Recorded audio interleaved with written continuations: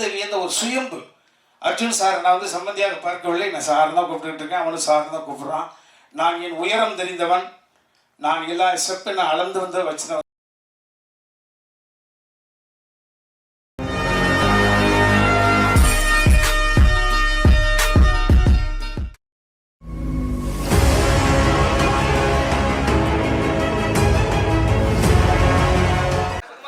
அனைவருக்கும் மாலை வணக்கம்.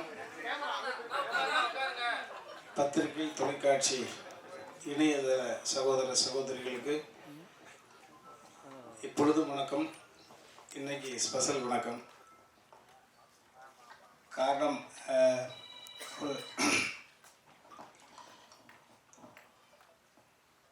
ஒரு தந்தை அப்படின்ற ஒரு ஸ்தானத்திலிருந்து பேசுகிற பொழுது ஒரு நெகிழ்வான விஷயம். இந்த இடம் என்பது நான் நிற்பதற்கு காரணம், மேலே இருக்காங்க அம்மா அப்பா, என்னை இயக்கி கொண்டிருப்பது அவர்கள் வளர்த்த வளர்ப்பு. என்னிடம் ஒன்றுமில்லை. ஸோ அதை நான் தெளிவாக இருக்கேன். நான் ஏதாவது சாதிச்சிருக்கேன் அப்படின்னா அந்த all credit goes to my dad and mom தான். இவன் ஏதாவது சாதித்தால் அது நான் சாதித்த பொருள். இவர்கள் பிறக்கும் குழந்தை சாதித்தால் அது இவர்கள் சாதித்ததாக பொருள். எனக்கு இறைவனிடம் அந்த பொறுப்பை கொடுத்துருந்தேன். எங்கள் பாப்பாவை நான் முதல்ல சந்தித்த பொழுது எங்கள் பாப்பாக்கிட்ட சொன்னது தான், அதை உங்கள்கிட்ட பகிர்ந்துக்கிறேன். முதல்ல சந்தித்த பொழுது பாப்பாக்கிட்ட சொன்னது, ஒரு மனிதன் குழந்தையாக பிறக்கிற பொழுது அவனுடைய நிம்மதி என்பது அவங்க தாய் தந்தைக்கிட்ட இருக்குது.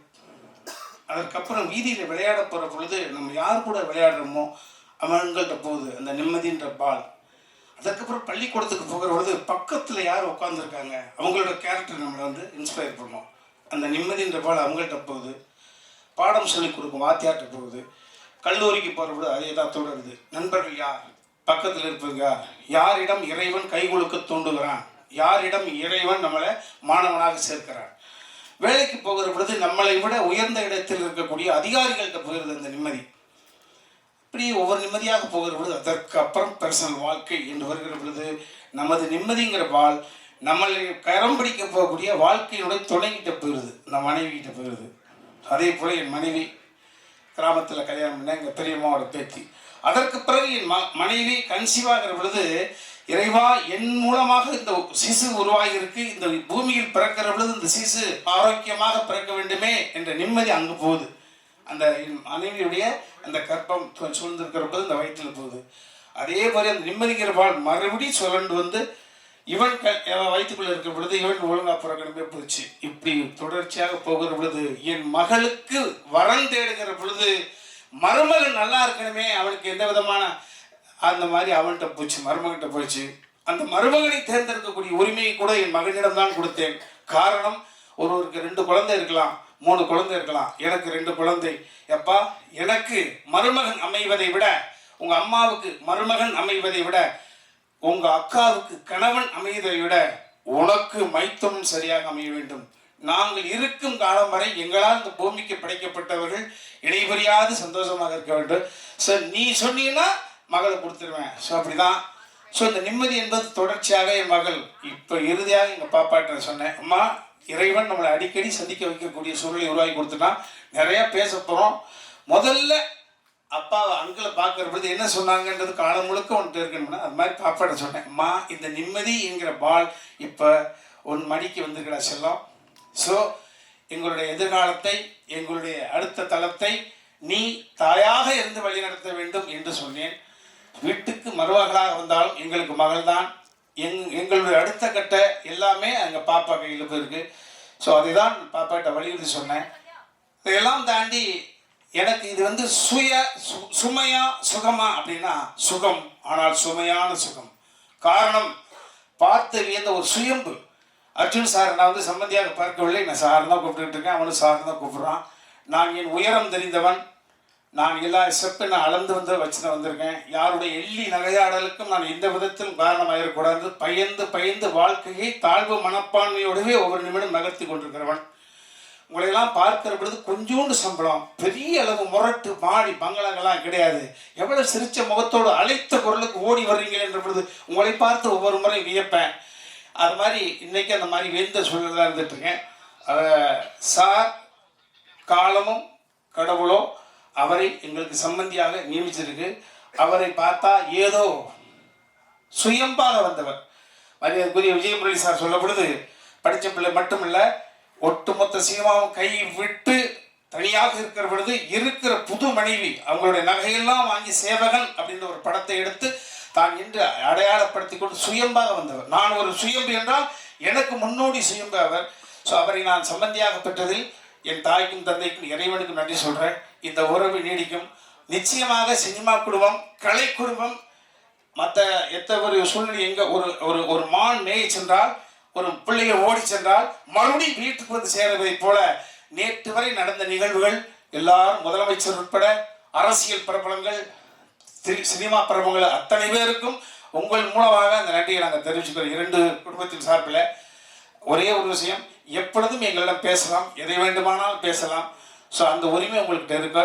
எந்த விதத்திலும் இந்த குழந்தைகளுடைய அடுத்த கட்ட நகர்வுகளுக்கு, எங்களது நகர்வுகளுக்கு எப்படி பின்புறமாக இருந்து அடுத்த எங்களை நகர்த்தி கொடுத்தீர்களோ, இந்த குழந்தைகளையும் எதிர்காலத்தையும் உங்களிடம் ஒப்படைக்கிறோம். நீங்கள் உங்கள் வீட்டு பிள்ளைகளாக இருந்து எது வேண்டுமானாலும் எங்களிடம் சொல்லலாம், உரிமை இருக்கிறது. ஸோ அப்படி உங்களுக்கு அந்த பணிவை மட்டும் வைத்து நான் விடைபெற்றுக் கொள்ள நன்றி.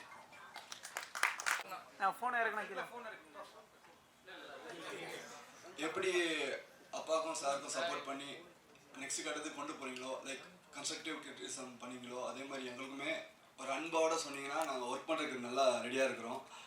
ஸோ ஹார்ட் ஒர்க் போடுறதுக்கு நாங்கள் ரெடி. சப்போர்ட் மட்டும் பண்ணுங்கள், கலக்குவோம். தேங்க்யூ. அடுத்ததான் அர்ஜுன் சார் வந்து ஜீன் சிட்டி ரோட்டில் அந்த வீட்டில் இருந்தார். அப்போ படங்கள் நியூஸ் கொடுக்க போகும்போது போவேன். ஒரு நாள் காலையில் டிஃபன் சாப்பிட்டுட்டு இருந்தார் டைனிங் டேபிளில். ஏன் உயரத்துக்கு ஒரு நாய், அவர் நிறைய நாய் வளர்த்துருப்பாரு. அது என்ன ட்ரைனிங் பண்ணாரோ தெரியல. போன உடனே ஏதோ ஒரு வார்த்தை சொன்னார், கரெக்டாக இங்கே வந்துச்சு ஸ்டாப் பண்ணிட்டார். இப்படி நிற்கிது என்கிட்ட நாய், கழுத்தை பிடிக்க போகுது. எனக்காக அவர் ரொம்ப கூலாக டிஃபன் சாப்பிட்டுட்டு சரி அப்படியே நில்லு அப்படின்ட்டாரு. ரொம்ப நேரமாக அப்படியாச்சு, வேர்த்து ஊற்றி அப்புறம் கோவன்னா அது இறங்கி போச்சு. அதுக்கப்புறத்துலேருந்து அந்த அளவுக்கு ஜாலியாக இருப்பார் எல்லாரும் கூடயும். அதை சொல்ல வந்தேன் நான். அடுத்ததாக அவங்க டாக்டர் ஐஸ்வர்யா அர்ஜுன் அவர்களை பேசுகிறேன். எல்லாருக்கும் வணக்கம். இன்னைக்கு வந்து அப்பா சொன்ன மாதிரி ரொம்ப புதுசாக இருக்கு to see you on this joyous occasion. So நீங்கள் எல்லாரும் என்னை வந்து சின்ன வயசுலேருந்து பார்த்துருக்கீங்க. ஸோ டெஃபினெட்லி எல்லாரும் எனக்கு ஃபேமிலி மாதிரி தான். அண்ட் இன்னைக்கு ஒரு ஸ்பெஷல் ஒகேஷன்.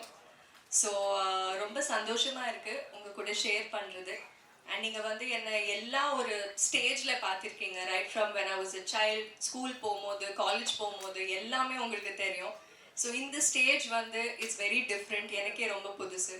ஸோ உங்கள் சப்போர்ட், உங்கள் பிளெஸ்ஸிங்ஸ் கண்டிப்பாக எங்கள் 2 பேர் மேலே தேவை. Just like how you supported அப்பா அண்ட் ராமையா சார்.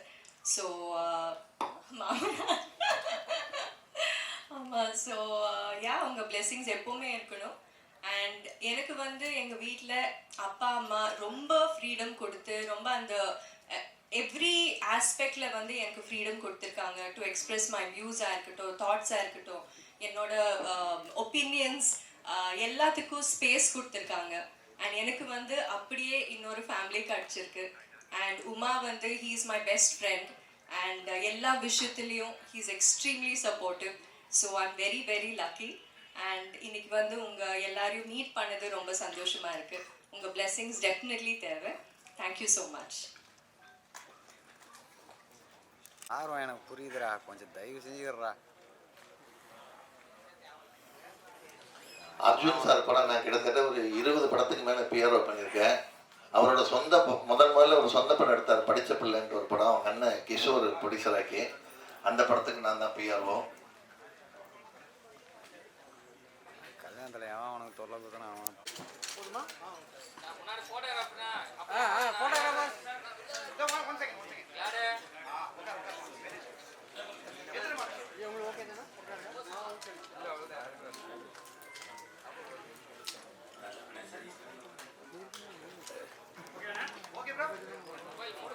எடுத்துங்க.